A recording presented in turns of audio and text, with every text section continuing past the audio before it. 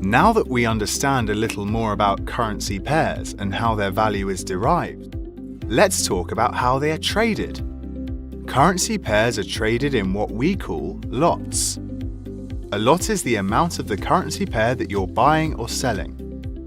The three most common types of lots are the standard, the mini, and the micro lot. One standard lot is equal to 100,000 units of the base currency. Here are a few examples. The other two types of lots are the mini and the micro. One mini lot is equal to 10,000 units of the base currency. Here are some examples. One micro lot is equal to 1,000 units of the base currency. Here are a few examples.